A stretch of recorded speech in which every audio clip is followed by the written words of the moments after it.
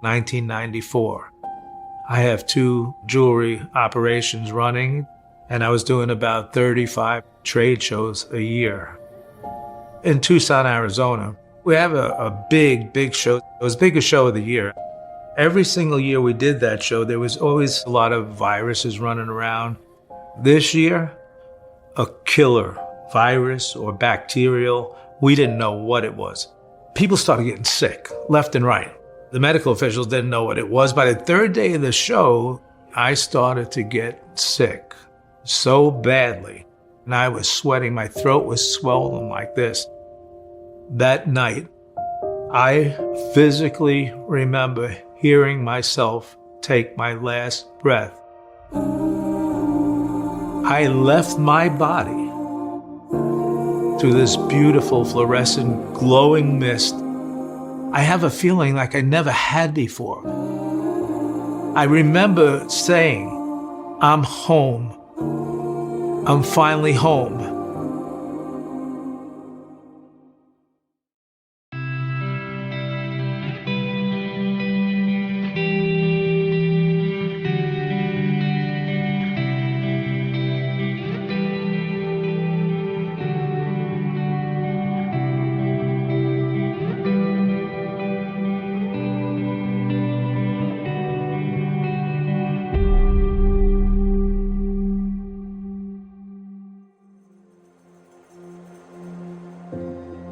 My name is Bill Tortorella.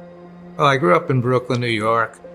My mom owned a bar and grill across the street from Ebbets Field, where the Brooklyn Dodgers used to play. Quite amazing when I was a little boy growing up. I remember being at the pennant games with the Dodgers playing the Yankees, I think in '56 pennant. Mickey Mantle steps in. Going, a home run for the Yankees' great slugger. His 3rd in this year's ball. That was amazing life growing up when I was younger. I was an artist. I took commercial art and illustration. I graduated art and design in New York. I worked for Triad Studios and commercial art. We used to do work for Benton & Bowles, which was the biggest ad agency in New York City at the time. And that was going to be the field for the rest of my life, I thought. But life changes.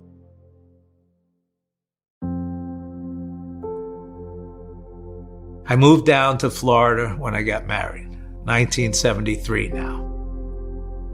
My dad used to have stories about Miami Beach, conventions under the palm trees, the blue water, and I'm thinking in my head, Miami's a big city. Well, Miami's a big city now, yes, but not in 1973. 1973, the skyline of Miami had maybe 4 big buildings in it. And I come to find out there's no ad agencies. I can't find a job in my field. That's when I started to search for a new job. There was an ad in the Miami Herald that they needed emergency medical technicians. They needed them for the county because everybody was retiring to South Florida at the time. So they were really in dire need for help. They actually told me they would pay me to go to school, and I would work on the units as an attendant alongside the 2 paramedics along the way. So I worked during the day and I went to school at night until I got my, my badges, I call them. When you go into work every day for years and just pick up people that are broken up and having death in your hands every day, it gets to your psyche inside. I had this thing called PTSD. They told me I had needed some time. I had left being a paramedic. I happened to open a business up selling jewelry. This business fell into my hands practically. A friend of mine was a Teamsters driver. He drove trucks and they had these things called seconds, boxes of seconds, like where the jewelry wasn't that badly. That week, it was a big flea market. I bought 2 4-by-8-foot tables and a pop-up tent. And in 2 days, I took in $2,800 off of something that cost me less than $200. and I found a new career. Fast forward to 1994. I have two jewelry operations running down in South Florida, one in Pompano Beach, one in Fort Lauderdale. And I was doing about 35 trade shows a year. And 1994, we have a big show. It's the biggest show of the year, actually. It was in Tucson, Arizona. Every single year we did that show, there was always a lot of viruses running around. This year, a killer virus or bacterial, we didn't know what it was. It just came through. People started getting sick, left and right. The medical officials didn't know what it was. By the third day of the show, the lady across the booth from me, the lady just fell to the floor. And, the paramedics came and everything, and I was still fine. I went over to see if she was okay. That night, I started to get sick so badly. And I was sweating. My throat was swollen like this. They took a look at me and they said, "Bill, you got to get over to the hospital." And they hooked me up with intravenous IV. And after they brought my oxygen levels back up, and they got a couple of bags with antibiotic in them in me, they said, "Your oxygen level's good now. You could actually go back to your hotel, but we want you to go directly to the hospital in the morning if you wake up and feel the same way." So I went back to the hotel room. That night, I physically remember hearing myself take my last breath. I left my body through this beautiful fluorescent glowing mist, hovering over my body, looking down upon myself. And when I recognized that body wasn't alive anymore, this beam came from behind me so bright, it lit up everything underneath me. And it drew me right into the gateway. This beautiful tunnel. The tunnel was made up of magnificent colors. And now I am starting to move. But I'm feeling this amazing feeling. I have a feeling like I never had before. A love. The love was so incredible that you actually become the love. Now you're in this light, you're part of this light, and I'm moving at what seems to me like the speed of light. No debris, nothing, just light, beautiful colors whizzing by me, going through me. And this love is growing stronger and stronger. By the time I get to my destination, I remember distinctively saying, "I'm home. I'm finally home." I remember hearing a soft voice speak to me. And she says, "Yes, Bill, you're home in the light of God." And then she says, "My name is Antonia. I am one of your guardians." And now I'm being greeted by spirits all around me, family, friends. And I remember mingling, talking, feeling love from everybody. I recognize them, they recognize me. Everything is done through telepathy. There's no mouths at this point. There's no bodies at this point. They're beams of light. I'm still a mist at this time.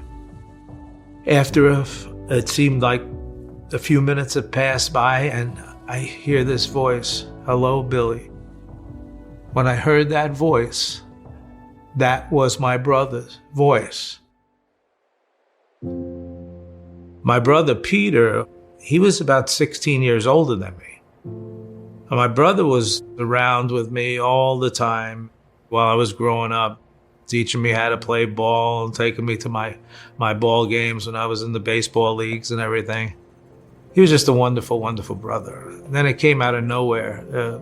He wound up having liver cancer, and they told him he was going to have 4 or 5 months to live. And That devastated me. Now, I'm sure I know my brother's voice. When he said, "Hello, Billy," by this time everybody was calling me Bill in life. I was in my 40s, but I was Billy to him. And he says, "Hello, Billy." And I turned around and said, "Peter." And the embrace was almost unexplainable. It was like you were part of them, they were part of you.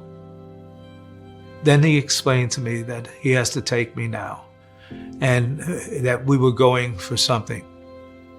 And I said, "What?" He says, "We're going for your life review." I didn't know what that was, but this is now the first sense I have again of my life back on earth. When I spoke to him, I forgot for a while. And he took me to another level, which they started this amazing, amazing thing. They showed me all the good I've done in my life. They showed me all the wrong I have ever done in my life. Luckily, thank God, I always say thank God, I never really felt like I really did anything really, really bad. But I didn't know the hurt I caused some people. But you get to feel that pain. You get to feel that hurt that you put onto others. You become the physical pain. And I was physically crying in my spirit, but no body. But it's like I felt the tears. It mounted so bad. I said, "I can't take it anymore. Please forgive me. I'm sorry. And all of a sudden, a light came in and said, "Now we'll show you the good side." Thank God I did a lot of good in my life, especially with that job. Years as the paramedic, doing all that, trying to save people's lives and bring them back and help them in every possible way I could. That's when I understood what we're here for. I understood that we're here for service, to help one another. We're all connected. Until that time, I was a business person. I didn't think nothing in my head but business. I was going to come home from the show and I had an appointment to go to QVC and, that was my life. I didn't have those kind of thoughts in my life prior. And then Peter said to me, "Your third guardian is coming." And this man of great age, wisdom, when he approached me, I knew him my whole life. He was that voice that always spoke to me in my ear. He was the intuition that kept me out of trouble like a lot of my friends were getting in. I would always hear these things. It's not the right thing. You say that in your own mind, but that's your intuition. But he came to us and we were standing there. And I remember Antonia there, and Antonia said, "Look at yourself, Bill." I remember looking down at myself and I changed into this magnificent being. Now I was like the other spirits. I was this beautiful beam. Now we're back in spirit, so I'm just feeling that complete love again. In your spirit side, you're always in love, where you're connected to everyone around you. And they take me to a final level. All three of them take me to a final level, where I believe it's almost like a panel. They take me up in front of these magnificent, beautiful, beautiful angels all around. And I remember they explained to me that you were going to get wisdom and knowledge through these angels. I started getting bombarded with different thoughts. Angels would approach me and I would see the universe. Angels would approach me, I would see combustion, nebulas being created. I would understand that we all come from stardust in somehow, some form. Another angel approached me, crystal numbers floating down in lines and numbers with light. All these numbers were lighting for me. I couldn't understand. The 3, The 9s would light over and over and over again. The 6 would light. These particular numbers, the 1, the 8, the 3, the 6, the 9, they lit up brilliant. And they explained it to me as if those numbers, they mean everything. If we didn't have these numbers, we wouldn't have our tides. They explained on Earth, we wouldn't have seasons. We would not be here if it wasn't for these numbers.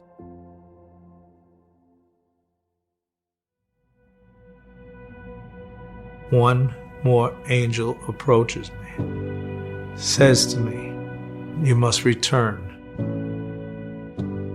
I'm feeling complete love. I said, no, please don't send me back. I was pleading over and over again. She says again, "You must return." I did everything I possibly could think of not to have to come back.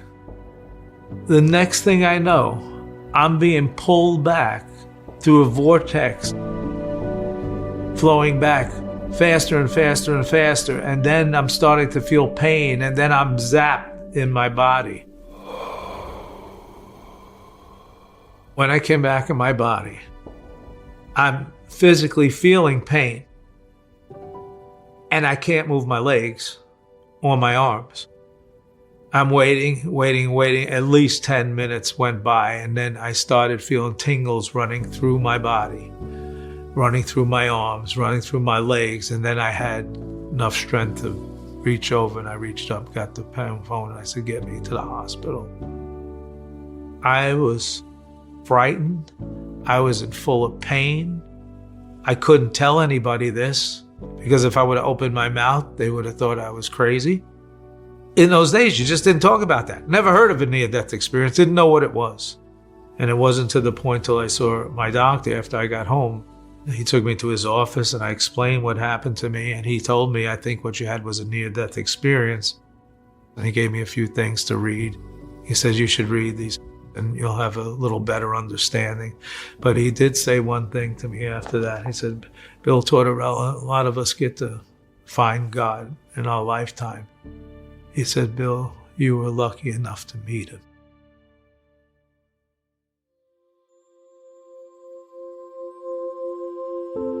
I have no fear whatsoever in dying after my near-death experience. I welcome it someday. And it's my home. I'm going home. You know, I know where I live. I know where I'm going back to. I know that this is just a temporary thing, but this is where we learn. You see, that's an important part as well. We learn how to feel here. And that's something we don't have on the other side. The only feeling we have on the other side is of one complete love and service. It's one whole feeling. Those are together as one. But that's it. There's no pain on the other side. There's no sadness. There's no sorrow. None of those human emotions exist. That's why there's no selfishness. There's nothing on.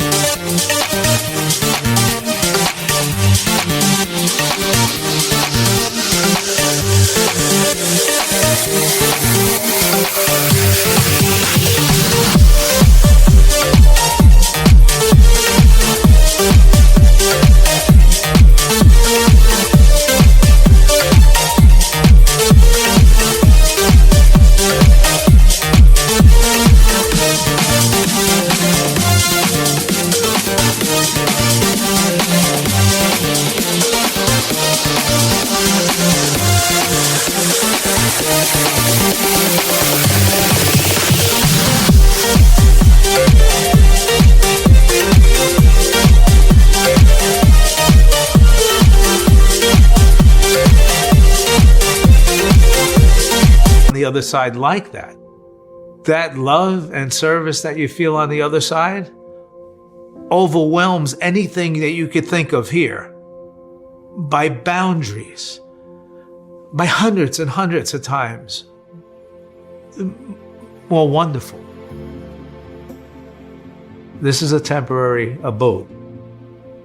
We're in this casing here, but this is not us. We're beautiful beams of light. We're spirits of the universe. And when we all get there someday again, you'll recognize it too. You'll recognize it as home. You'll have family and friends around you that you'll recognize. We all travel in spirit circles around our friends and family. They stay with us. Antonia was responsible for bringing me in, and she was the spirit responsible for bringing me out. Peter was the angel I had when I called on God to help me. He was always around to help me. And Orrin was always with me if I was thinking I'm going to be doing something wrong. All I could tell you is I met these beings that were wonderful, beams of light, with nothing but knowledge and wisdom radiating out of them. But when you're there, you are home. This is not our home. We live forever. Nothing gets old. Everything is new all the time. The love builds within so strong that it's almost if you were on an addictive euphoria of some kind of drug, I would say here, that you can't possibly explain it in any form, any way, but that's the feeling of it.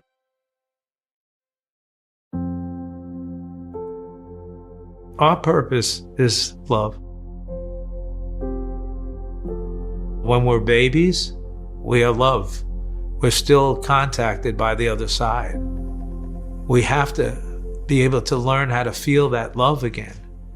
It's hard. We live in a world that's very tough now. Things are moving too quick. Things move too fast. We have to slow down in a way. The love and the service is probably the most important things to learn here on this side, and to transfer that to others. Coming back, I knew the best work I've ever done in my life was when I was a paramedic and, did all that service on a daily basis for people. I never knew how important that was. I never helped people as much as I did until after the near-death experience. I would help others. I would do anything. If I seen someone struggling in the street, I'd go run and help them. I'd say this person needs something. You give as much as you can, you do as much as you can. And to give of yourself is not to get back. It's to give. That's the force.